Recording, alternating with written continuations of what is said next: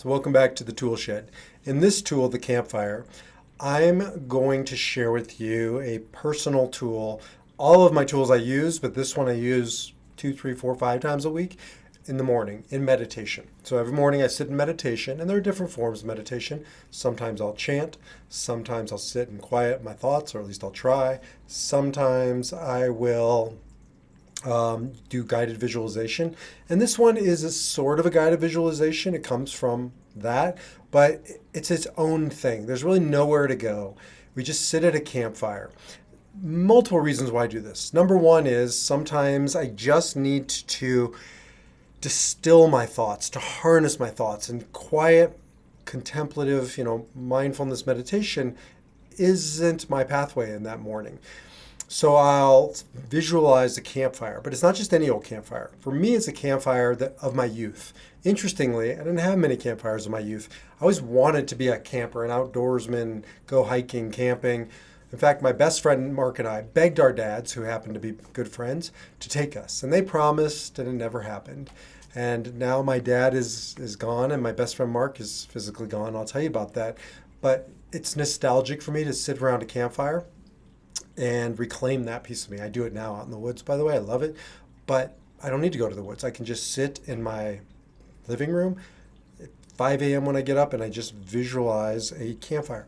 Now, the brain doesn't know from fact or fiction. Studies have shown we can create our reality by thinking. I can heat my hand up according to science. Studies will show you, data will show. I can heat my hand up and actually change the physiology. You know this. That's what a nocturnal emission is, a wet dream, where you think yourself into a bodily change. That's what an ulcer is. It's thinking our way to creating a hole in our stomach. Well, we can use it for the good. And so thinking about a guided visualization or imagery, that's really what it is, at the center of our meditative practice. However, for me, it goes even deeper, and this is really the magic of the campfire. I invite in my dad and my best friend, Mark. My dad always sits on my left. Mark always sits on my right. And I sit there, visualize them. I can see them. I see my dad. I can see the way he looks. I see his scratchy beard. I can remember the way his hands look. It's been a long time, but I hold his hand, and I know my mind is drawing comfort from this. I feel less disconnected from him. I'd feel less lonely. And on my right, I hold my best friend Mark's hand, and I can see his, look when just prior to when he died. It's always, to me, he'll always be in his 40s.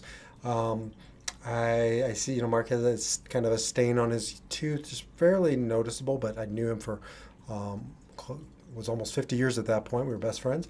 And so, all these little characteristics of Mark, I can see them. But more than just the physical, right? Just being in their presence, I don't feel alone. I haven't felt disconnected from my dad or Mark. And for Mark, it's been, 4+ years. My dad, it's been coming up on 17 or 18 years. It's been a long time. And yet they're there with me. And I draw comfort from them. Now, that's another level. And another level yet is I consult them. I talk to them. I believe spiritually that they're there, but you don't have to believe that. This can just be from a neuroscience perspective. It's good. It says in the Bible, Lo tov heodot adam levado. It is not good for a person to be lonely. And that's true. Loneliness is the most destructive element in our world, in our lives, in the universe. We can defy the loneliness. And this is one of the ways. Invite your loved ones, your deceased loved ones, to the campfire. Visualize, sit there, consult them, talk to them, listen to them. Sometimes just sitting there is enough. Other times I'll invite, in addition to Mark and to my dad, I'll invite Viktor Frankl, I'll invite my grandparents, I'll invite famous people from history, and I'll really just see them. Sometimes I'll talk to them. Sometimes I'll hear them talking to me. I do believe that's a thing. And it's not always like word of mouth. It's all kinds of ways to feel the communication. There's only good that comes of this. Again, I don't really care what somebody believes. This works on all of those levels and so much more. So take the campfire with you into your practice, right? Try it out. I guarantee you it will work for you at one of those levels. And maybe it works at all of those levels. But the bottom line is it's a good practice to bring into your life when you're feeling lonely, disconnected, when you want to connect with your deceased loved ones, to invoke their spirit, when you want some counsel, some guidance, when you just want to harness your thoughts and be in meditation in a way that works for you, when quiet doesn't always seem to do the job. So take that with you into your practice. That is the campfire meditation. And as always, continue to defy your number, live your spirit, and I will see you in the next video.